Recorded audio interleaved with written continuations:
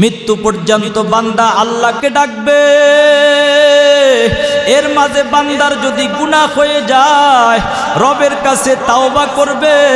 বলে কেমন করে রবের কাছে তাওবা করবে?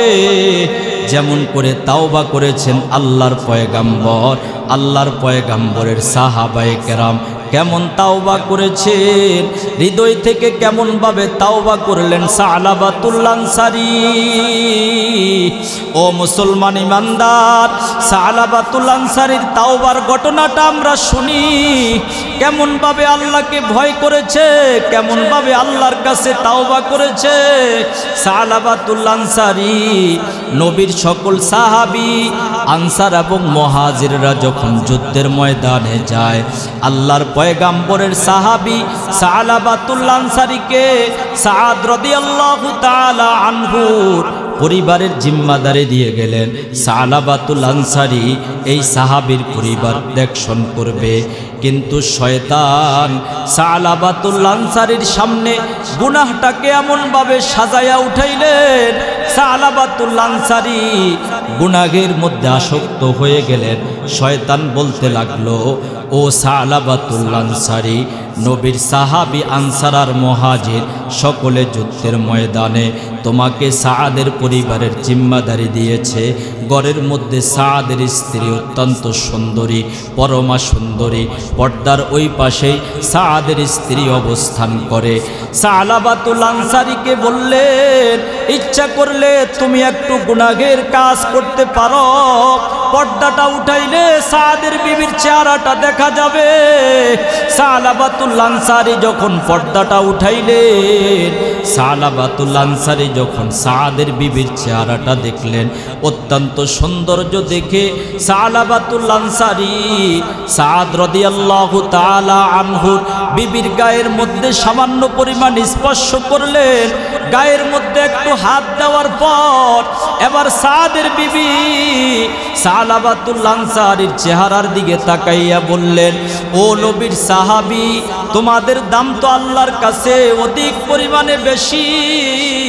কেমন করে তোমরা গুনাহের কাজের মধ্যে লিপ্ত হইতেছ? আজকে তুমি আমার দেহের মধ্যে হাত দিয়েছ, আর একটু সামনে যদি অগ্রসর হও তোমার জন্য জাহান্নাম লিপিবদ্ধ করা হবে।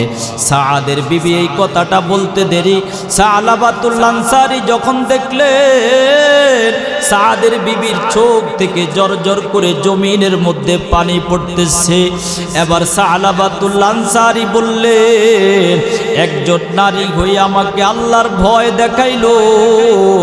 আমরা তো হলাম রসুলের খাঁটি আশিক, আমরা তো হলাম আল্লাহ পাকের খাঁটি গোলাম, কেমন করে গুনাহের কাজে লিপ্ত হইতেছি। সাদ রাদিয়াল্লাহু তাআলা আনহুর বিবির এই কথাটা শুনে সালাবাতুল আনসারী কান্না করতে করতে ঘর থেকে বের হয়ে যায়। মুসলমান ইমানদার, সামান্য পরিমাণ গুনাহ করেছেন, কিন্তু কানতে কানতে জঙ্গলের দিকে যায়। আল্লাহর ভয় অন্তরের মধ্যে আসলো, আমার রব যদি আমাকে আজকের এই সামান্য গুনাহের কারণে জাহান্নামে দিয়ে দেয় তখন আমার কি উপায় হবে? আল্লাহর কাছে তাওবা করে ঘরের মধ্যে যখন যুদ্ধের ময়দান থেকে ফিরে আসলেন, সাদ রাদিয়াল্লাহু তাআলা আনহু জিজ্ঞাসা করলেন, ও বিবি সালাবাতুল আনসারীকে কেন দেখি না? সাদের বিবি বলে, সালাবাতুল আনসারীকে তোমার পরিবারের জিম্মাদারি দিয়েছ। সালাবাতুল আনসারী তোমার ভাই, তোমার আমানত রক্ষা করে নাই, গুনাহের কাজের মধ্যে লিপ্ত হয়ে গেল। ওই যে দেখো সাদ জঙ্গলের মধ্যে আল্লাহর ভয়ে কান্নাকাটি করতেছে। সাদ রাদিয়াল্লাহু তাআলা আনহু গিয়ে যখন দেখলেন সালাবা কান্না করে, এবার সালাবাতুল আনসারীকে সাদ রাদিয়াল্লাহু তাআলা আনহু বললেন, ও নবীর সাহাবী সালাবা, কেন আল্লাহর ভয়ে কান্না করতেছ? সালাবাতুল আনসারী বলে, ও আমার আনসারী ভাই সাদ, আমি তো গুনাহের কাজের মধ্যে লিপ্ত হয়ে গেলাম, আমাকে নবীর দরবারে নিয়ে যাও, দেখি নবীজি কি সমাধান দেয়। এবার সাদ রাদিয়াল্লাহু তাআলা আনহুকে সালাবা যখন এই কথাটা বললেন, আবার সালাবা আল্লাহর পয়গাম্বরের সাহাবী সাদকে বললেন, সাধারণ মানুষের মতো আমাকে নেওয়া যাবে না, আমার দুই হাতের মধ্যে রশি লাগাও। দুই হাতের মধ্যে রশি দিয়ে বেঁধে চোরকে যেমন টানতে টানতে নিয়ে যায় বাজারের মধ্যে মানুষের সামনে, আমি সালাবাকে দুই হাত বেঁধে এভাবে রসুলের দরবারে নিয়ে যাও। কারণ আমি তো দুনিয়ার জমিনের মধ্যে কোনো সাধারণ মানুষ না, আমি তো অন্যায়ের কাজ করেছি, গুনাহের কাজ করে ফেললাম। তবে নবীর দরবারে নেওয়ার পূর্বে আমাকে আবু বকরের দরবারে নিয়ে যাও, দেখি আমার ভাই আবু বকর কোনো সমাধান দেয় কিনা। আবু বকরের দরবারে যদি সমাধান পাই, রাসূলের দরবারে যাওয়ার দরকার নাই। আবু বকরের দরবারে যখন সালাবাকে নিয়ে যাওয়া হলো, ও ভাই আবু বকর, আমি তো অন্যায়ের কাজ করেছি, সাদের বিবির দিকে আমি কুনজরে তাকাইলাম, আমার তো গুনাহ হয়ে গেছে, আল্লাহ আমাকে ক্ষমা করবে কিনা। আবু বকর সালাবাতুল আনসারীকে ডাক দিয়ে বললেন, ও সালাবা, আল্লাহ তোমাকে ক্ষমা করবে কি করবে না এটা আল্লাহ পাকের ইচ্ছা, তবে তুমি জলদি করে আমার ঘর থেকে বের হয়ে যাও, আমার ঘরে তোমার মতো পাপিষ্ট লোকের জায়গা নাই। আবু বকরের দরবার থেকে যখন সালাবাকে বের করে দেয়, এবার সাদকে বলে আমাকে ওমরের দরবারে নিয়ে যাও। ওমরের দরবারে নিয়ে যাওয়ার পরে ওমর ওই একই কথা বললেন, আল্লাহ ইচ্ছা করলে ক্ষমা করবে, না হয় না করবে, আমার দরবার থেকে জলদি করে বের হয়ে যাও। যখন ওই আবু বকরের দরবার থেকে যখন সালাবাতুল আনসারীকে বের করে দিলেন, সালাবাতুল আনসারীকে বের করে দেওয়ার পর ওমরের দরবারের মধ্যে যখন নিয়ে যাওয়া হলো, ওমরের দরবার থেকে বের করে দিলেন। এবারও সালাবাতুল আনসারী কান্না করতেছে, আলীর দরবারে নিয়ে গেলেন, আলীও দরবার থেকে বের করে দেওয়া হলো। সর্বশেষ আল্লাহর পয়গাম্বরের কাছে যখন নিয়ে যাওয়া হয়, ও মুসলমান ইমানদার, সংক্ষেপে ঘটনাটা বলতেছি, দিলের কান লাগাইয়া শুনুন কেমন করে সালাবাতুল আনসারী তাওবা করেছেন। আল্লাহর পয়গাম্বরের দরবারে যখন সালাবাতুল আনসারীকে নিয়ে যাওয়া হয়, নবীও যখন সালাবাতুল আনসারীকে নবীর দরবার থেকে বের করে দিলেন, এবার সালাবাতুল আনসারী বললেন, ও দয়ার মালিক, তোমার হাবিবের দরবারে আমি আসলাম, তোমার হাবিব আমাকে তার দরবার থেকে বের করে দিয়েছে, এখন আমার কি উপায় হবে।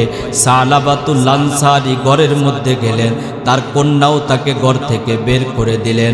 আবার যখন জঙ্গলের মধ্যে গিয়ে সালাবাতুল আনসারী কান্নাকাটি করতেছে, আল্লাহর কাছে তাওবা করলেন, কবরের আযাবের কথা চিন্তা করলেন। এবার আল্লাহ জিব্রাইলকে পাঠাইলেন, ও জিব্রাইল যাও আমার বন্ধুর কাছে গিয়ে বলো, আমি সালাবাতুর তাওবা, সালাবাতুল আনসারীর তাওবাটাকে এমনভাবে কবুল করলাম, আমি আল্লাহ তার তামাম জীবনের সমস্ত গুনাহ খাতা মাফ করিয়া দিলাম। দিল থেকে তাওবা করেছেন সালাবাতুল আনসারী।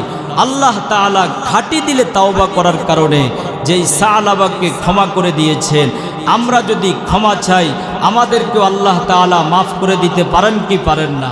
মরণ থেকে যতই পালাও মরণ তোমায় নিবে গিরি, যদিও সুদূর আকাশ পানে লুকাও সেতায় লাগিয়ে সিঁড়ি। মরণ থেকে যতই পালাও মরণ তোমায় নিবে গিরি, যদিও সুদূর আকাশ পথে লাগাও সেতায় পালিয়ে সিঁড়ি। আল্লাহর পয়গাম্বর বিশ্বনবী মুহাম্মদ মুস্তাফা সাল্লাল্লাহু আলাইহি ওয়াসাল্লাম বললেন, মানুষকে আল্লাহ তাআলা পৃথিবীর বুকে প্রেরণ করেছেন, বনি আদমকে আল্লাহ তাআলা পৃথিবীর বুকে সৃষ্টি করেছেন। বনি আদমকে আল্লাহ পৃথিবীর বুকে সৃষ্টি করার পূর্বে আল্লাহ ফেরেশতাদের থেকে পরামর্শ চেয়েছেন, ও ফেরেশতারা, পৃথিবীর বুকে আমি আল্লাহ বনি আদম বানাইতে চাই, আমি আল্লাহ খলিফা বানাইতে চাই। যারা আমার খলিফা হবে, আমার দিন কায়েম করবে, আমার বাণীগুলা পৃথিবীর মানুষের কাছে শুনাইয়া দিবে।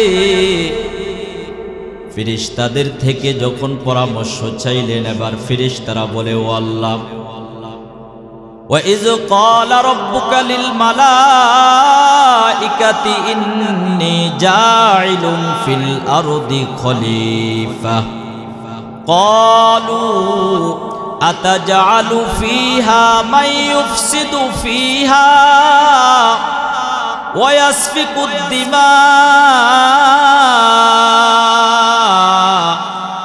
وَنَحْنُ نُسَبِّحُ بِحَمْدِكَ وَنُقَدِّسُ لَكَ قَالَ إِنِّي أَعْلَمُ مَا لَا تَعْلَمُونَ জোরে বলেন আল্লাহু আকবার, আরো জোরে বলেন আল্লাহু আকবার। আল্লাহ যখন ফেরেশতাদের থেকে পরামর্শ চাইলেন, ও ফেরেশতারা, জমিনের মধ্যে আমি আল্লাহ আমার খলিফা নির্বাচন করতে চাই, বনি আদমকে পৃথিবীর বুকে আমি আল্লাহ প্রেরণ করতে চাই। ফেরেশতারা আল্লাহকে জবাব দেয়, ও দয়ার মালিক, পৃথিবীতে আপনি বনি আদম বানাইবেন, সৃষ্টির মধ্যে আপনি আমাদেরকে অত্যন্ত দামি করে বানাইলেন। আমরা হলাম নূরের তৈরি, আমাদের খাবার দাবারের প্রয়োজন হয় না। রাত দিন 24 ঘন্টা আমরা আপনার ইবাদতে লিপ্ত থাকব। রাত দিন 24 ঘন্টা আমরা আপনার ইবাদত করি। ও দয়ার আল্লাহ, আবার কি উদ্দেশ্যে আপনি পৃথিবীতে মাখলুক সৃষ্টি করবেন যারা জমিনের মধ্যে রক্তপাত ঘটাইবে, একে অপরে মারামারি করবে, ফিতনা ফাসাদ সৃষ্টি করবে। ক্বালু আতাজআলু ফীহা মান ইউফসিদু ফীহা ওয়া ইয়াসফিকুদ দিমা, জমিনের মধ্যে আপনি খলিফা বানাইবেন, তারা জমিনের মধ্যে ফিতনা ফাসাদ সৃষ্টি করবে, মারামারি করবে, কাটাকাটি করবে। কি উদ্দেশ্যে জমিনের মধ্যে আপনি খলিফা বানাইবেন? ওয়ানাহনু নুসাব্বিহু বিহামদিকা ওয়া নুকদ্দিসু লাক, আমরাই তো আপনার তাসবিহ পাঠ করি, আবার আমরাই তো আপনার পবিত্রতা বর্ণনা করি। ফেরেশতাদের থেকে পরামর্শ চাইলেন, ফেরেশতারা পরামর্শ দিলেও আল্লাহ মানুষ বানাইতেন, পরামর্শ না দিলেও আল্লাহ মানুষ বানাইতেন। যেই তো মাখলুক হিসাবে দুনিয়ার মধ্যে ফেরেশতারা আছে, এ কারণে আল্লাহ তাআলা ফেরেশতাদের থেকে পরামর্শ চাইলেন, জমিনের মধ্যে আমি আল্লাহ মাখলুক সৃষ্টি করব। আল্লাহ তাআলা বলেন, জমিনের মধ্যে বনি আদম যখন ইবাদত করে, তখন আল্লাহ ফেরেশতাদের কাছে বলে, ও ফেরেশতারা, দেখো তোমরা যাদেরকে বানাইতে পৃথিবীর বুকে নিষেধ করেছ, আমার আল্লাহ ইবাদতের জন্য, আমার ইবাদতের জন্য আমার বান্দা জমিনের মধ্যে দাঁড়িয়ে গেছে, ঠান্ডা পানি দিয়ে ওযু বানাইয়া ভোরবেলায় বান্দা যায় নামাজে দাঁড়িয়ে আমি রবকে ডাক দেয় আল্লাহ বলিয়া, ঠান্ডা পানি দিয়ে ওযু বানাইয়া বান্দা ফজরের নামাজের মধ্যে সে শামিল হইতেছে। শীতের মৌসুমে দুনিয়াটাকে বানাইলাম আমি আল্লাহ পরীক্ষার হল। আমার বান্দা ইচ্ছা করলে রাতের বেলায় ঘুমের ঘরের মধ্যে মগ্ন থাকতে পারত, কিন্তু তা না করে আমার বান্দা যখন পূর্ব ছাগল নাইয়া বালাখানা জামে মসজিদের ময়দানে কোরআনের বয়ান হয়, কোরআনের বয়ান শ্রবণ করার জন্য ময়দানের মধ্যে বসে গেল, আল্লাহর থেকে একটু মাপ চাওয়ার জন্য ময়দানে এসে গেল। ও ফেরেশতারা, আমি আল্লাহ মানুষ বানাইলাম পৃথিবীতে, আমি আল্লাহ মানুষ তো এমনিতে বানাই নাই, আমি আল্লাহ মানুষ সৃষ্টি করলাম জমিনের মধ্যে একমাত্র আমার ইবাদতের জন্য। তামান্না दिल से रुखसत हो गया, अब तो आजा, अब तो खलवत हो गया। या इलाही मुझको मुझसे दूर कर, ताकि देखो मुझ में तुझको एक नजर। अल्लाह अल्लाह क्या मुबारक नाम है, अल्लाह अल्लाह आशिकों का काम है। এটাই আল্লাহ কুরআনুল কারীমের মধ্যে বলেন, কুল্লু নাফসিন যায়িকাতুল মাউত, প্রত্যেক প্রাণীকে মৃত্যুর স্বাদ আস্বাদন করতে হবে। তবে মুসলমান ইমানদার, আল্লাহ তাআলা পৃথিবীর বুকে প্রেরণ করলেন, আল্লাহ তাআলা কেন সৃষ্টি করলেন, আল্লাহর মাকসাদ কি, কি নিয়ে বিদায় হইতেছে। রূহের জগতের মধ্যে আল্লাহ তাআলা বনি আদমদেরকে ডাক দিয়ে বললেন, আলাস্তু বিরব্বিকুম, আমি কি তোমাদের প্রভু নহে? সকলে এক বাক্য বলেছেন, ক্বালু বালা, হ্যাঁ আপনি আমাদের রব। কিন্তু জমিনের মধ্যে আসার পরে বান্দা রবের কথা বলে যায়, দিনের কথা বলে যায়, শরীয়তের কথা বলে যায়, নামাজের কথা বলে যায়, আল্লাহ তাআলার হুকুম আহকামের কথা বলে যায়। আল্লাহ তাআলা বলেন, আমার বিধান পালন করে যেই বান্দা জমিন থেকে বিদায় নিয়ে আসবে, আমি আল্লাহ বান্দার উপরে এত পরিমাণ সন্তুষ্ট হয়ে যাইব। বান্দা যখন আমি আল্লাহকে আল্লাহ বলিয়া ডাক দেয়, আমি আল্লাহর কুদরতি অন্তরটা সাথে সাথে ঠান্ডা হয়ে যায়। বনি ইসরাইলের একজন যুবক ছিলেন, 30 বছর যাবত আল্লাহকে ডাক দেয় নাই, আল্লাহর কথা স্মরণ করে নাই। আমার আল্লাহ যখন বান্দার ভালো চাইলেন, ফেরেশতাদেরকে বললেন, ও ফেরেশতারা, বান্দার শাহরগ ধরে তোমরা টান দাও। সাথে সাথে যখন আমি আল্লাহ বলিয়া চিৎকার দিবে, তখনই আমার বান্দার সঙ্গে আমার কথোপকথন হয়ে যাবে। ফেরেশতারা যখন বান্দার শাহরগটা ধরে টান দিলেন, এবার বান্দা শাহরগ ধরে টান দেওয়ার পরে যখন ব্যথা অনুভব করলেন, সাথে সাথে যখন আল্লাহ বলিয়া ডাক দিলেন, আমার আল্লাহ গায়বী আওয়াজে বললেন, ওরে বান্দা, 30 বছর যাবত আমি আল্লাহ তোমাকে স্মরণ করেছি, তুমি 30 বছরে আমি আল্লাহকে একটা বারও ডাক দাও নাই। আমি আল্লাহ কেন পৃথিবীর বুকে তোমাকে সৃষ্টি করলাম, আমি আল্লাহর মাকসাদ কি? দুনিয়াতে যখন আপনি একজন কাজের লোক আপনার কাজের জন্য রাখবেন, সকাল 8টা থেকে বিকাল 3টা পর্যন্ত ডিউটি করবে। পুরা সময়টা ডিউটি করার পর কর্মচারীর জন্য আপনি বরাদ্দ করেছেন 5 থেকে 600 টাকা। সামান্য ক্ষণিকের জন্য যদি কর্মচার আপনার কাজ না করে, আপনি রাগ হয়ে যান। কর্মচারীর যে টাকাটা আপনার কাছে পাওনা, ওইটা দিতে অনেক সময় দেরি হয়ে যায়, রাগ হয়ে যায়। কিন্তু আল্লাহ বলে, ঘেরে গোলাম, দুনিয়াতে আমি আল্লাহ তোমাদেরকে বানাইলাম, আমি আল্লাহ তোমাদেরকে সৃষ্টি করলাম, জীবনভর জিন্দিগিটা এভাবে কাটিয়ে দিচ্ছ, মরণ যখন তোমার সামনে আসতেছে, কি জবাব দিবে তোমার রবের কাছে?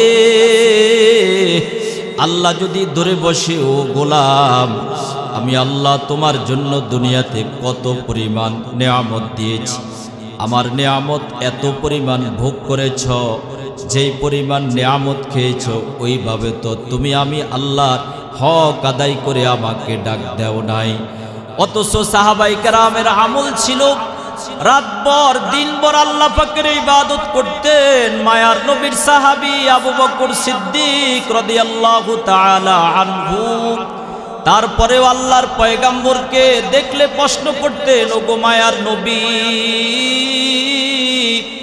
জান্নাতের মধ্যে 8টা স্তর রয়েছে, পৃথিবীতে এমন কোনো দামি মানুষ নাই যে 8টা স্তর দিয়ে ওই মানুষটাকে ডাক দিবে।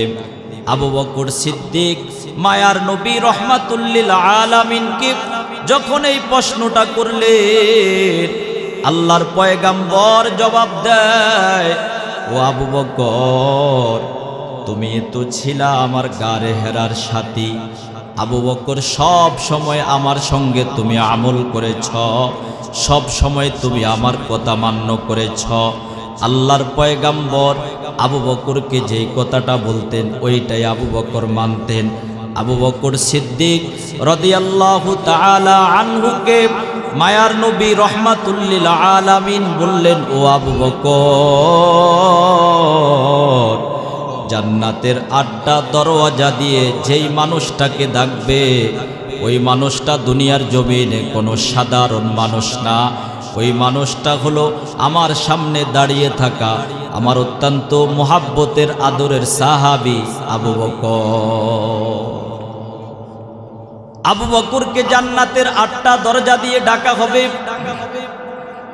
এরপরও আবু বকর রাত দিন 24 ঘন্টা এটাই ফিকির করতেন, ও দয়ার আল্লাহ, আমি আবু বকরকে যদি মানুষ না বানাইয়া তুমি ঘাস বানাইতাম, গরু ছাগল আমাকে খেয়ে ফেলতো, আমি আবু বকরের কোনো হিসাব হইত না।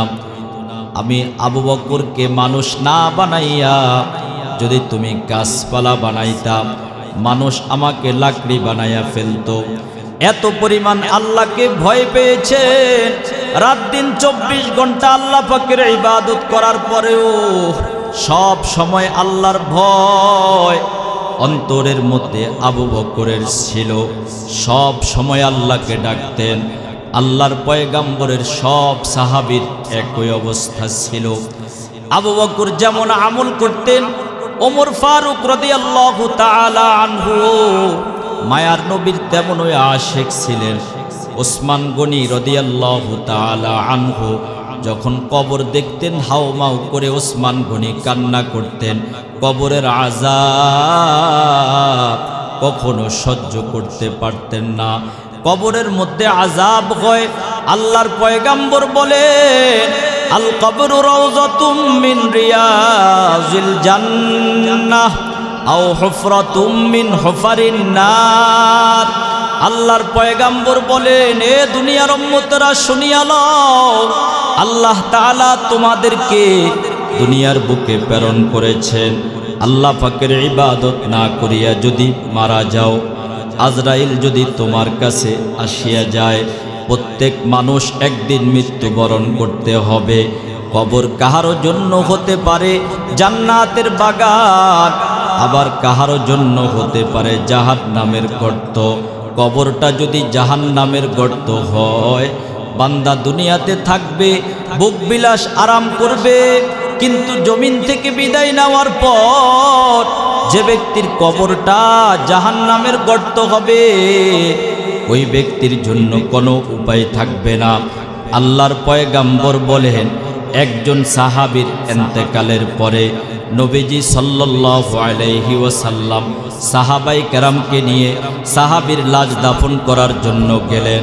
আল্লাহর পয়গাম্বর এখনো পর্যন্ত সাহাবীর লাশ দাফন করা হয় নাই।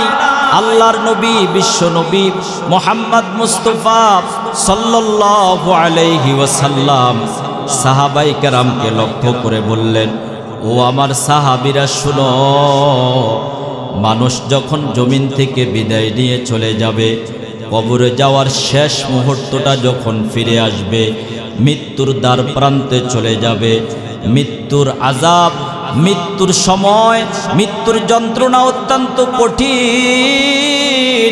হয়তো কোনো মানুষ মৃত্যুর যন্ত্রণা দেখতে পায়, কষ্ট পায়, আবার কেউ কষ্ট পাওয়ার সঙ্গে সঙ্গে মৃত ব্যক্তির সামনে যখন আল্লাহ তাআলা জান্নাতটাকে উপস্থিত করে দেয়, মৃত্যুর সময় যেই কষ্ট হয় ওই কষ্টটা ভুলে যায়। মৃত্যুর সময় যে শাস্তি, যে কষ্ট, এটা প্রত্যেক মানুষের হয়। বনি আদম প্রত্যেকের জন্যই মৃত্যুর কষ্ট আছে। আল্লাহর পয়গাম্বর বিশ্বনবী মুহাম্মদ মুস্তাফা সাল্লাল্লাহু আলাইহি ওয়াসাল্লাম আম্মা জান আয়েশা সিদ্দিকা রাদিয়াল্লাহু তাআলা আনহার কোলের মধ্যে মাথা রেখে আল্লাহর পয়গাম্বর সামনে একটা ঠান্ডা পানির বাটি ছিল। কিছুক্ষণ পর পর ঠান্ডা পানিটাই বাটির থেকে উঠাই আল্লাহর নবী চেহারার মধ্যে মাখতেন। আম্মা জান আয়েশা সিদ্দিকা রাদিয়াল্লাহু তাআলা আনহাকে আল্লাহর পয়গাম্বর বলতেন, ও আয়েশা শুনো, মৃত্যুর যন্ত্রণা অত্যন্ত কঠিন।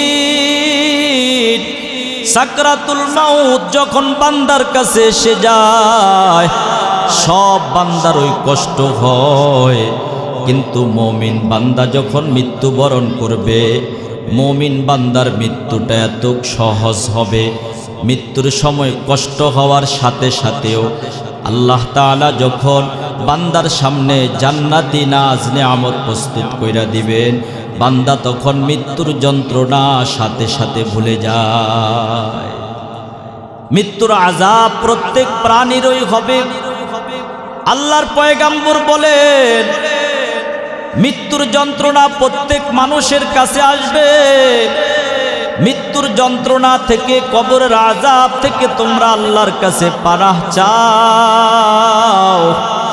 আল্লাহর পয়গাম্বর মুহাম্মদ মুস্তাফা সাল্লাল্লাহু আলাইহি ওয়াসাল্লাম বলেন, মৃত্যু যে ব্যক্তির হবে, ওই ব্যক্তি যদি নেককার হয়, নেককার ব্যক্তির সামনে আলোক উজ্জ্বল বিশিষ্ট কিছু ফেরেশতা এসে সামনে বসে যায়। মৃত ব্যক্তির দৃষ্টির দূরসীমা যেখানে গিয়ে পড়ে, ফেরেশতারা ওইখানে গিয়ে বসে যায়। কিছুক্ষণ পর আজরাইল এসে বান্দার জান কবজ করে। বান্দার জান কবজ করার পরে আল্লাহ তাআলা বলেন, বান্দার জান কবজ করা হয়, বান্দার কাছে আয়েশা আজরাইল আলাইহিস সালাতু ওয়াস সালাম বলে, হে পবিত্র আত্মা, দুনিয়াতে বেশি বেশি নেক আমল করেছ, আল্লাহর ডাকে সাড়া দিয়ে জলদি করে বের হয়ে যাও। আল্লাহ তাআলার ফেরেশতা আজরাইল যখন এই কথাটা মৃত ব্যক্তির কাছে বলবেন, মৃত ব্যক্তির আত্মাটা যখন অন্তর থেকে বের হয়ে আসবে, আল্লাহর মনোনীত ফেরেশতা আজরাইল যখন মৃত ব্যক্তির আত্মাটা তার হৃদয় থেকে বের করে ফেলবে, ফেরেশতারা বলবে, জান্নাতি একটা রুমাল দিয়ে মৃত ব্যক্তি যদি মুমিন হয়ে থাকে, তার আত্মাটা আল্লাহর কাছে নিয়ে যাওয়া হয়। প্রথম আসমানের মধ্যে যখন ফেরেশতারা মৃত ব্যক্তির আত্মাটাকে নিয়ে উঠে, ফেরেশতারা বলা বলি শুরু করে, ওই বান্দা দুনিয়াতে ভালো আমল করেছে, নেক আমল করেছে। দ্বিতীয় আসমান পর্যন্ত প্রথম আসমানের ফেরেশতারা মৃত ব্যক্তির আত্মাটাকে নিয়ে যখন ফেরেশতারা যায়, প্রথম আসমান থেকে দ্বিতীয় আসমান পর্যন্ত নিয়ে তাদেরকে সামনে বাড়াইয়া দেয়। প্রথম আসমান খুলে দেওয়া হয়, দ্বিতীয় আসমান খুলে দেওয়া হয়। এভাবে আল্লাহ পর্যন্ত যখন নেককারের আত্মাটাকে আল্লাহর কাছে পৌঁছাইয়া দেওয়া হয়, আমার আল্লাহ তাআলা বলেন, এই বান্দার আমল নামা তোমরা ইল্লিয়িনের মধ্যে লিখে দাও। বলেন সুবহানাল্লাহ।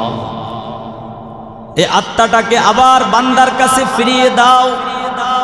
বান্দার কাছে যখন তার আত্মাটা রূহের মধ্যে আবার ফিট করে দেওয়া হয়, কবরের মধ্যে বান্দাকে রেখে দেওয়া হয়।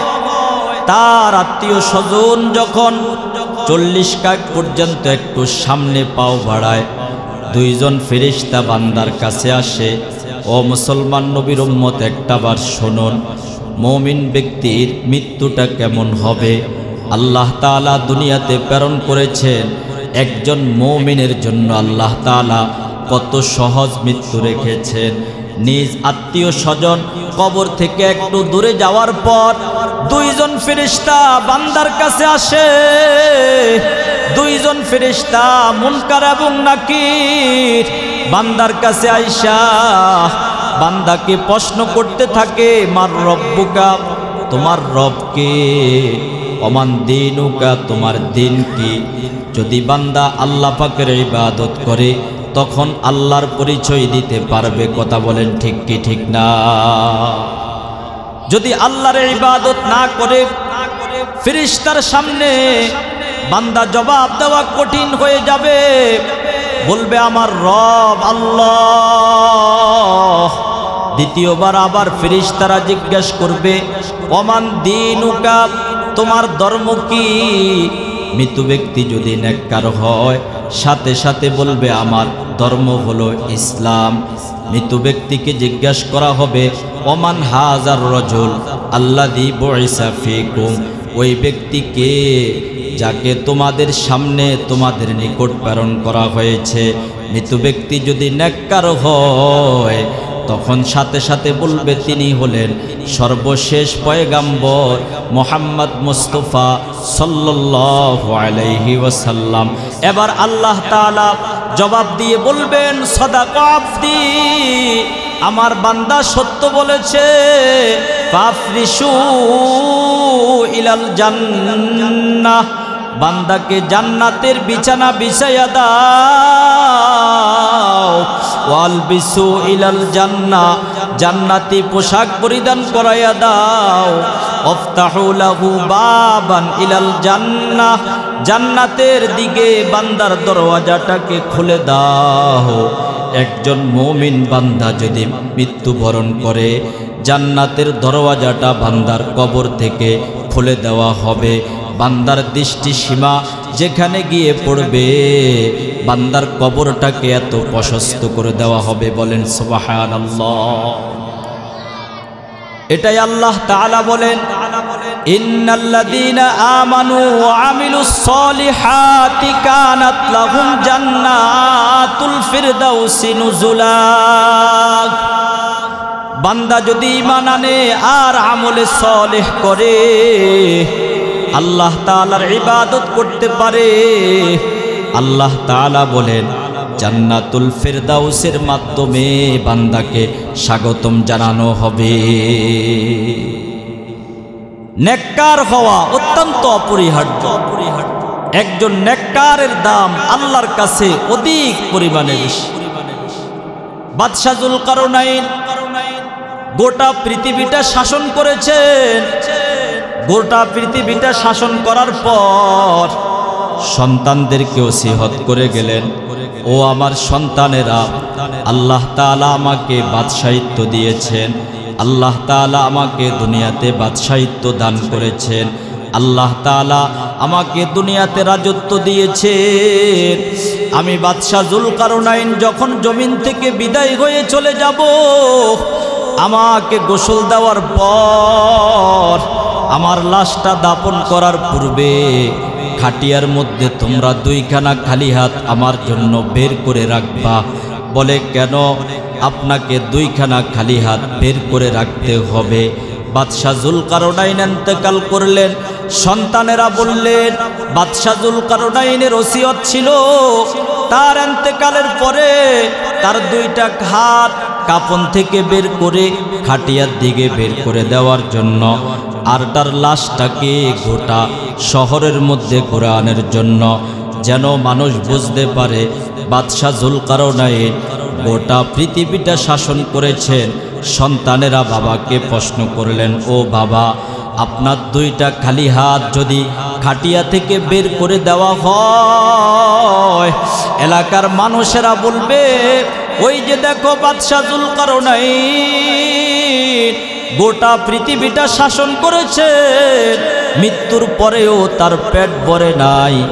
হাত দুইটা বের করে জমিন বাসিন্দাদের কাছে কি যেন চাইতেছে। কিন্তু বাদশা যুলকারনাইন বলেন আমার তো মাকসাদ এটা না, আমার দুইটা খালি হাত তোমরা বের করে দিবা।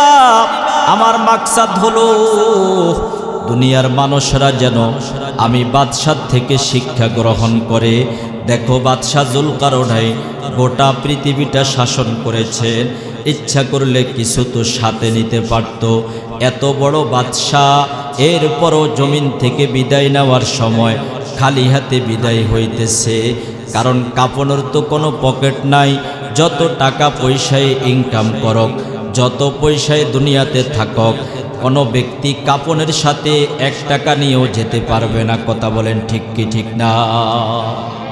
কাহারও কোনো অধিকার নাই, কারণ কাপনের তো পকেট সিস্টেম আল্লাহ তাআলা দেন নাই, এখান থেকে খালি হাতেই বিদায় নিতে হবে।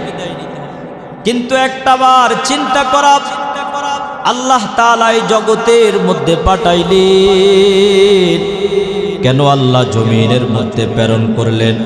আল্লাহ তাআলার মাকসাদ কি ছিল? গোটা জমিনের মধ্যে আল্লাহ তাআলা মাখলুক সৃষ্টি করলেন। আল্লাহ তাআলা বলেন, এরে গোলাম, রাত দিন 24 ঘন্টা কত নেয়ামত রাজি দ্বারা আমি তোমাকে ঘিরিয়ে রেখেছি। অসংখ্য নেয়ামত আমি আল্লাহ তোমার কাছে রেখেছি। আমার হাজার হাজার নেয়ামত ভোগ করার পরেও আমি আল্লাহর কথা একটাবার বুঝি তুমি স্মরণ করতে পারো না। আমি আল্লাহকে একটাবার বুঝি তুমি ডাক দিতে পারো না। আমি আল্লাহকে যদি আল্লাহ বলিয়া ডাক দাও, আমি আল্লাহর কুদরতি অন্তর ঠান্ডা হয়ে যায়। বান্দা তুমি যত অন্যায় করো, তোমার গুনাহ যদি পাহাড় পরিমাণও হয়, আমি আল্লাহর কাছে একটু ক্ষমা চাও, আমি আল্লাহ তোমার তামাম জীবনের সব গুনাহ মাফ করিয়া দিব। আল্লাহ তাআলা বলেন, কুলিয়া ইবাদিয়াল্লাযীনা আসরাফু আলা আনফুসিহিম লা তাকুনাতু মির রাহমাতিল্লাহ। হে নবী, পৃথিবীবাসী মানুষদেরকে আপনি জানাইয়া দিন, যারা নফসের উপরে জুলুম করেছে, অন্যায় করেছে পাহাড় পরিমাণ, তারা যেন আমার রহমত থেকে নৈরাশ না হয়। আমার রহমতের ধনভাণ্ডার অত্যন্ত বেশি, আমার কাছে যেন ক্ষমা চায়। আমি আল্লাহ বান্দার জীবনের সমস্ত গুনাহ খাতা ক্ষমা করিয়া দিব। দুনিয়াতে এমন মানুষ গুজারি গেছেন, জীবনটা গুনাহের মধ্যে কাটাইলেন। ও মুসলমান ইমানদার, আল্লাহর গোলাম, আল্লাহর পয়গাম্বর হাদিস শরীফের মধ্যে আল্লাহর এক বান্দির কথা উল্লেখ করলেন। জীবনভর গুনাহের মধ্যে কাটাইলেন, জিন্দিগিতে আল্লাহকে ডাক দেয় নাই। জমিনের মধ্যে রওনা হয়েছে, হঠাৎ দেখতেছে একটা কুকুর পানি চাইতেছে। কুকুরটা গরম থাকার কারণে গরমকালে কুকুরের জিভটা বের হয়ে আসে। আল্লাহর বান্দি আবার মনে মনে চিন্তা করলেন, ও দয়ার মালিক, জিন্দিগি ভর তোমাকে কোনোদিন ডাক দেই নাই, তোমাকে আল্লাহ বলিয়া কোনোদিন ডাক দেই নাই। তুমি আমাকে কত সুন্দর গঠন করে পৃথিবীতে প্রেরণ করেছ। ও দয়ার মালিক, কত হাজার হাজার নেয়ামত ভোগ করতেছি, কিন্তু তোমাকে কোনোদিন ডাক দেই নাই। কিন্তু আজকে দেখতেছি আল্লাহর নিকৃষ্ট একটা মাখলুক কুকুর পানি চাইতেছে। কুকুরের পানি চাওয়া দেখে আমার অত্যন্ত মায়া হয়ে যায়। আল্লাহর বান্দি ছিলেন জিনাহকার, জীবনভর আল্লাহকে ডাক দেয় নাই, কিন্তু আল্লাহ তাআলার কথা যখন স্মরণ করলেন, জাহান্নামের কথা যখন স্মরণ করলেন, জাহান্নামের আযাব তো আমি সহ্য করতে পারবো না, কবরের আযাব তো আমি সহ্য করতে পারবো না। আল্লাহর বান্দি মনে মনে চিন্তা করলেন, আজকে যদি এই কুকুরটাকে একটু পানি পান করাইতে পারি, হতে পারে এটা আমার জন্য জিন্দিগির বড় নেক আমল। আল্লাহর বান্দি যখন জমিনের মধ্যে চলতেছে, তার পায়ের মধ্যে ছিল একটা চামড়ার মোজা। চামড়ার মোজাটা পাও থেকে বের করে, গলার মধ্যে একটা ওড়না ছিল, ওড়নাটা বের করে মোজার মধ্যে বাঁধলেন।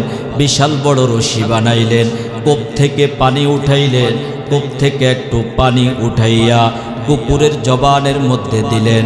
কুকুরটা পানি পান করতে দেরি আল্লাহ তাআলা গায়বী আওয়াজে বললেন, ও আমার বান্দি, জীবনভর গুনাহের মধ্যে কাটাইছো, আমি আল্লাহকে কোনোদিন স্মরণ করো নাই। আমি আল্লাহ তো পৃথিবীবাসীর জন্য রহমত স্বরূপ, আমি আল্লাহ তো হলাম রহমান, আমি আল্লাহ তো হলাম রহিম। যদি আমি বান্দার জন্য দয়াবান না হইতাম, গোটা জমিনটাই তো আমার বানানো, এই জমিনে তো সেজদা করবে আমাকে বান্দা ডাকবে, কিন্তু দুনিয়াতে কত মানুষ এমন আছে জিন্দিগি ভর আমি আল্লাহকে কোনোদিন ডাক দেয় নাই, আমার কুদরতি পায়ে কোনোদিন সেজদা করে নাই, তারপরও আমি আল্লাহ কোনোদিন তাদের জন্য খাবার বন্ধ করি নাই, আমি আল্লাহ কোনোদিন তাদের জন্য বাতাস বন্ধ করি নাই, আমি আল্লাহ কোনোদিন তাদের জন্য অক্সিজেন বন্ধ করি নাই। বেঈমান যারা আমাকে ডাকে না তারা যেই নদীর মাছ খায়, মুসলমান ওই একই নদীর মাছ খাইতেছে। মুসলমান যেই বাজারে বাজার করে কাফেররাও একই বাজারে বাজার করে। মুসলমান যেই রাস্তা দিয়ে চলে কাফের বেঈমানেরাও একই রাস্তা দিয়ে চলে। আল্লাহ তাআলা বলেন দুনিয়াতে আমি বান্দার জন্য রহমান আর রহিম, আমি আল্লাহর কাছে বান্দা যাহা কিছু চায় আমি আল্লাহ বান্দার হাজত পূরণ করিয়া দিই।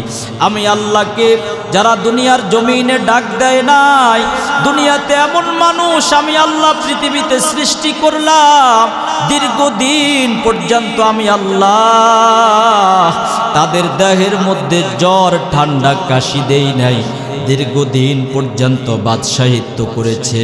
যখন খোদা বাদশাহিত্য করেছে, বিশাল বড় ক্ষমতার অধিকারী হইল, তখন এবার বলতেছে আনা রব্বুকুমুল আলা, আমার চাইতে বড় খোদা আর পৃথিবীতে কে আছে?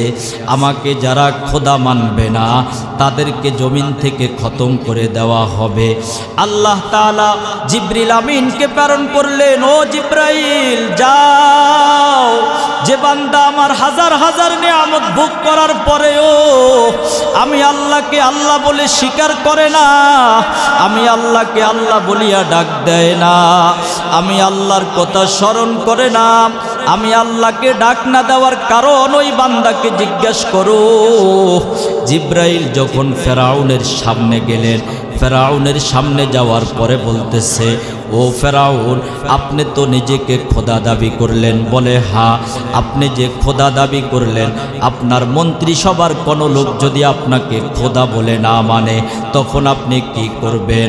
সাথে সাথে ফেরাউন জবাব দেয়, আমি তো বিশ্বের মধ্যে বড় খোদা, আনা রব্বুকুমুল আলা, আমার চাইতে বড় খোদা আর পৃথিবীতে কেউ নাই।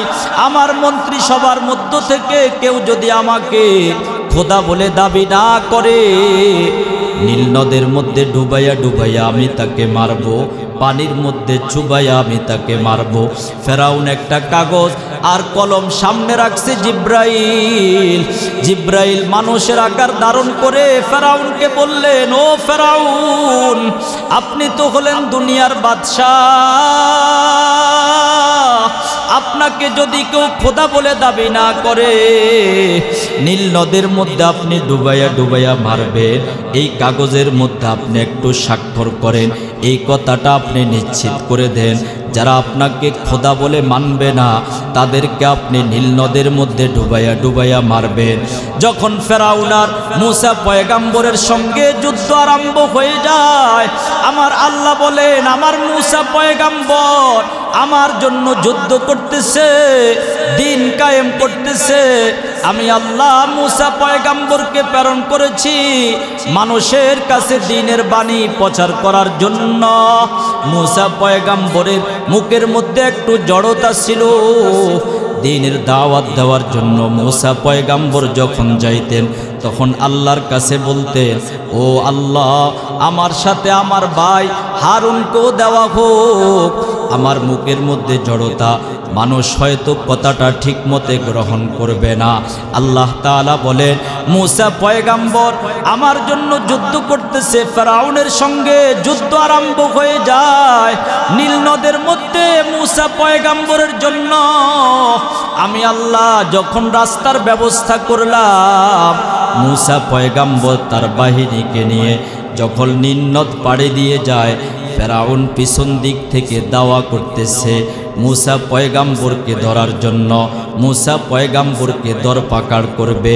মূসা পয়গাম্বর রাস্তা পার হয়ে যখন চলে গেলেন, ফেরাউন যখন নদীর মধ্যে নামলেন, সাথে সাথে নীল নদের মধ্যে ডুবে ফেরাউন তার বাহিনী সহ জমিন থেকে বিদায় নিয়েছে। ফেরাউন যখন তার জান কবজ করতেছে, আজরাইল ফেরেশতা এবার জিব্রাইল ওই যে ফেরাউন থেকে একটা কাগজের মধ্যে স্বাক্ষর নিলেন, ওই স্বাক্ষরটা নিয়ে ফেরাউনের সামনে উপস্থিত হয়ে গেলেন। ফেরাউনের সামনে গিয়ে বললেন, ও ফেরাউন, মন্ত্রী সবার কেউ যদি আপনার কতটা পৃথিবীটা সৃষ্টি করলেন আল্লাহ, এই গোটা কায়নাত সৃষ্টি করেছেন একক যিনি, তার মধ্যে কোনো শরীক নাই। আল্লাহ বলে, আমি পৃথিবীতে সব গুনাহ মাফ করিয়া দিব, কিন্তু আমি আল্লাহর সাথে যদি কেউ শরীক করে, শিরিকের গুনাহ আমি আল্লাহ বান্দাকে ক্ষমা করব না। এর চাইতে জঘন্যতম গুনাহ পৃথিবীতে আর হতে পারে না। ও ফেরাউন, আপনি দেখুন, আপনার ধনভাণ্ডারের মন্ত্রিসভার কেউ যদি আপনাকে খোদা না মানে, আপনি যেমন তাকে নীল নদে ডুবাইয়া মারতেন, আল্লাহ তাআলা যেমন গোটা কায়নাতটা সৃষ্টি করলেন, কিন্তু জীবনভর আল্লাহ পাকের নিয়ামত আপনি ভোগ করেছেন, আল্লাহ পাকের নিয়ামত আপনি ভোগ করলেন, কিন্তু আল্লাহকে আপনি কোনোদিন মানেন নাই, আল্লাহকে আপনি কোনোদিন ডাক দেয় নাই, নিজেকে আপনি খোদা দাবি করে বসলেন। আজকে নীল নদের মধ্যে ডুবাইয়া ডুবাইয়া আমার রব আপনাকে মারতেছে, নীল নদের মধ্যে ডুবাইয়া ডুবাইয়া আমার রব আপনাকে মারতেছে, কারণ আপনি নিজেই খোদা দাবি করলেন, আমার রবকে মানেন নাই। ফেরাউন জমিনের মধ্যে এত ঘৃণিত পাত্র হয়েছে, নীল নদের মধ্যে ফেরাউনের লাশটা যখন তলদেশের মধ্যে চলে গেল, সমুদ্রের মধ্যে হাজার হাজার পোকামাকড়, একটা পোকামাকড়ও ফেরাউনের গায়ের মধ্যে হাত দেয় না। এত পরিমাণ ফেরাউনকে ঘৃণা করতে লাগলেন, এত পরিমাণ ফেরাউনকে ঘৃণা করলেন, ফেরাউনের গায়ের মধ্যে হাত দেয় নাই, মাটি পর্যন্ত ফেরাউনের লাশটা গ্রহণ করে নাই, ফেরাউনের লাশটা গ্রহণ করে নাই, পোকামাকড় পর্যন্ত ফেরাউনকে গ্রহণ করে নাই। পৃথিবীতে যত মানুষ দুনিয়াতে আসতেছে, এত ঘৃণিত পাত্র ফেরাউন, কোনো মানুষ আজও পর্যন্ত ফেরাউনের নামটা কোনো সন্তানের জন্য রাখে না। কথা বলেন ঠিক কি ঠিক না? কোটি টাকার মালিক দেখো, অভাব হয় না দূর, গরিব ঘুমায় আরাম করে মনটা বাহাদুর। ফেরাউনের লাশটা দেখো, মিশর জাদু করে, খায় না মাটি পোকা তারে সবাই ঘৃণা করে। উঁচু জমিন থেকে পানি নিচু জমিনে যায়, তেমনি খোদার রহমত আসে নম্রতার হৃদয়। ভোগ বিলাসের বাড়ি গাড়ি করে রবে সব, থাকতে সময় বলো মুমিন আল্লাহ আমার রব, থাকতে সময় বলো মুমিন আল্লাহ আমার রব। আল্লাহ বলেন, আল্লাহু লা ইলাহা ইল্লা হুয়াল হাইয়ুল কাইয়্যুম লা তাখুযুহু সিনাতুন ওয়ালা নাওম। আল্লাহ তাআলা হলেন এমন চিরঞ্জীব, গোটা কায়নাতটাকে আল্লাহ তাআলা এমনভাবে সৃষ্টি করলেন। রে গোলাম, একটা বার বালিশের সঙ্গে মাথাটা লাগাইয়া চিন্তা করো, কোন আল্লাহ জমিনের মধ্যে তোমাকে আমাকে সৃষ্টি করেছে? কোন আল্লাহ পৃথিবীতে তোমাকে আমাকে প্রেরণ করেছে? কেন আল্লাহ দুনিয়াতে আমাদেরকে প্রেরণ করলেন? আল্লাহ বলেন, আমি বান্দাকে ইবাদতের জন্য বানাইছি। আবার প্রশ্ন করে, কয়দিন বান্দা ইবাদত করবে? হাত্তা ইয়াতিয়াকাল ইয়াকিন, মৃত্যু আসা পর্যন্ত বান্দা আল্লাহ পাকের ইবাদত করবে। মৃত্যু পর্যন্ত বান্দা আল্লাহকে ডাকবে। এর মাঝে বান্দার যদি গুনাহ হয়ে যায়, রবের কাছে তাওবা করবে। বলে, কেমন করে রবের কাছে তাওবা করবে? যেমন করে তাওবা করেছেন আল্লাহর পয়গাম্বর, আল্লাহর পয়গাম্বরের সাহাবায়ে কেরাম কেমন তাওবা করেছেন, হৃদয় থেকে কেমন ভাবে তাওবা করলেন সালাবাতুল আনসারী। ও মুসলমান ইমানদার, সালাবাতুল আনসারীর তাওবার ঘটনাটা আমরা শুনি। কেমন ভাবে আল্লাহকে ভয় করেছে, কেমন ভাবে আল্লাহর কাছে তাওবা করেছে।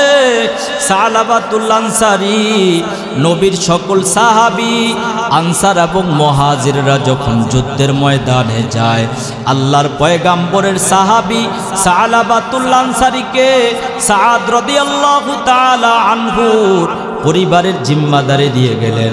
সালাবাতুল আনসারী এই সাহাবীর পরিবার দেখশন করবে, কিন্তু শয়তান সালাবাতুল আনসারীর সামনে গুনাহটাকে এমনভাবে সাজায়া উঠাইলেন, সালাবাতুল আনসারী গুনাহের মধ্যে আসক্ত হয়ে গেলেন। শয়তান বলতে লাগলো, ও সালাবাতুল আনসারী, নবীর সাহাবী আনসার আর মুহাজির সকলে যুদ্ধের ময়দানে তোমাকে সাদের পরিবারের জিম্মাদারি দিয়েছে। ঘরের মধ্যে সাদের স্ত্রী অত্যন্ত সুন্দরী, পরমা সুন্দরী, পর্দার ওই পাশেই সাদের স্ত্রী অবস্থান করে। সালাবাতুল আনসারীকে বললেন, ইচ্ছা করলে তুমি একটু গুনাহের কাজ করতে পারো, পর্দাটা উঠাইলে সাদের বিবির চেহারাটা দেখা যাবে। সালাবাতুল আনসারী যখন পর্দাটা উঠাইলেন, সালাবাতুল আনসারী যখন সাদের বিবির চেহারাটা দেখলেন, অত্যন্ত সৌন্দর্য দেখে সালাবাতুল আনসারী সাদ রাদিয়াল্লাহু তাআলা আনহুর বিবির গায়ের মধ্যে সামান্য পরিমাণ স্পর্শ করলেন। গায়ের মধ্যে একটু হাত দেওয়ার পর এবার সাদের বিবি সালাবাতুল আনসারীর চেহারার দিকে তাকাইয়া বললেন, ও নবীর সাহাবী, তোমাদের দাম তো আল্লাহর কাছে অধিক পরিমাণে বেশি, কেমন করে তোমরা গুনাহের কাজের মধ্যে লিপ্ত হইতেছ? আজকে তুমি আমার দেহের মধ্যে হাত দিয়েছ, আর একটু সামনে যদি অগ্রসর হও তোমার জন্য জাহান্নাম লিপিবদ্ধ করা হবে। সাদের বিবি এই কথাটা বলতে দেরি সালাবাতুল আনসারী যখন দেখলেন সাদের বিবির চোখ থেকে জর্জর করে জমিনের মধ্যে পানি পড়তেছে, এবার সালাবাতুল আনসারী বললেন, একজন নারী হয়ে আমাকে আল্লাহর ভয় দেখাইলো, আমরা তো হলাম রসুলের খাঁটি আশিক, আমরা তো হলাম আল্লাহ পাকের খাঁটি গোলাম, কেমন করে গুনাহের কাজে লিপ্ত হইতেছি। সাদ রাদিয়াল্লাহু তাআলা আনহুর বিবির এই কথাটা শুনে সালাবাতুল আনসারী কান্না করতে করতে ঘর থেকে বের হয়ে যায়। মুসলমান ইমানদার সামান্য পরিমাণ গুনাহ করেছেন, কিন্তু কানতে কানতে জঙ্গলের দিকে যায়। আল্লাহর ভয় অন্তরের মধ্যে আসলো, আমার রব যদি আমাকে আজকের এই সামান্য গুনাহের কারণে জাহান্নামে দিয়ে দেয় তখন আমার কি উপায় হবে? আল্লাহর কাছে তাওবা করে ঘরের মধ্যে যখন যুদ্ধের ময়দান থেকে ফিরে আসলেন, সাদ রাদিয়াল্লাহু তাআলা আনহু জিজ্ঞাসা করলেন, ও বিবি সালাবাতুল আনসারীকে কেন দেখি না? সাদের বিবি বলে, সালাবাতুল আনসারীকে তোমার পরিবারের জিম্মাদারি দিয়েছ, সালাবাতুল আনসারী তোমার ভাই, তোমার আমানত রক্ষা করে নাই, গুনাহের কাজের মধ্যে লিপ্ত হয়ে গেল। ওই যে দেখো সাদ জঙ্গলের মধ্যে আল্লাহর ভয়ে কান্নাকাটি করতেছে। সাদ রাদিয়াল্লাহু তাআলা আনহু গিয়ে যখন দেখলেন সালাবা কান্না করে, এবার সালাবাতুল আনসারীকে সাদ রাদিয়াল্লাহু তাআলা আনহু বললেন, ও নবীর সাহাবী সালাবা, কেন আল্লাহর ভয়ে কান্না করতেছ? সালাবাতুল আনসারী বলে, ও আমার আনসারী ভাই সাদ, আমি তো গুনাহের কাজের মধ্যে লিপ্ত হয়ে গেলাম, আমাকে নবীর দরবারে নিয়ে যাও, দেখি নবীজি কি সমাধান দেয়। এবার সাদ রাদিয়াল্লাহু তাআলা আনহুকে সালাবা যখন এই কথাটা বললেন, আবার সালাবা আল্লাহর পয়গাম্বরের সাহাবী সাদকে বললেন, সাধারণ মানুষের মতো আমাকে নেওয়া যাবে না, আমার দুই হাতের মধ্যে রশি লাগাও, দুই হাতের মধ্যে রশি দিয়ে বেঁধে চোরকে যেমন টানতে টানতে নিয়ে যায় বাজারের মধ্যে মানুষের সামনে, আমি সালাবাকে দুই হাত বেঁধে এভাবে রসুলের দরবারে নিয়ে যাও, কারণ আমি তো দুনিয়ার জমিনের মধ্যে কোনো সাধারণ মানুষ না, আমি তো অন্যায়ের কাজ করেছি, গুনাহের কাজ করে ফেললাম, তবে নবীর দরবারে নেওয়ার পূর্বে আমাকে আবু বকরের দরবারে নিয়ে যা। দেখি আমার ভাই আবু বকর কোনো সমাধান দেয় কিনা। আবু বকরের দরবারে যদি সমাধান পাই, রাসূলের দরবারে যাওয়ার দরকার নাই। আবু বকরের দরবারে যখন সালাবাকে নিয়ে যাওয়া হলো, ও ভাই আবু বকর, আমি তো অন্যায়ের কাজ করেছি, সাদের বিবির দিকে আমি কুনজরে তাকাইলাম, আমার তো গুনাহ হয়ে গেছে, আল্লাহ আমাকে ক্ষমা করবে কিনা। আবু বকর সালাবাতুল আনসারীকে ডাক দিয়ে বললেন, ও সালাবা, আল্লাহ তোমাকে ক্ষমা করবে কি করবে না এটা আল্লাহ পাকের ইচ্ছা, তবে তুমি জলদি করে আমার ঘর থেকে বের হয়ে যাও, আমার ঘরে তোমার মতো পাপিষ্ঠ লোকের জায়গা নাই। আবু বকরের দরবার থেকে যখন সালাবাকে বের করে দেয়, এবার সাদকে বলে আমাকে ওমরের দরবারে নিয়ে যাও।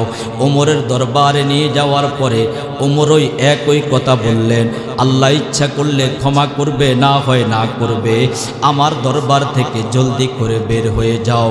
যখন ওই আবু বকরের দরবার থেকে যখন সালাবাতুল আনসারীকে বের করে দিলেন, সালাবাতুল আনসারীকে বের করে দেওয়ার পর ওমরের দরবারের মধ্যে যখন নিয়ে যাওয়া হলো, ওমরের দরবার থেকে বের করে দিলেন।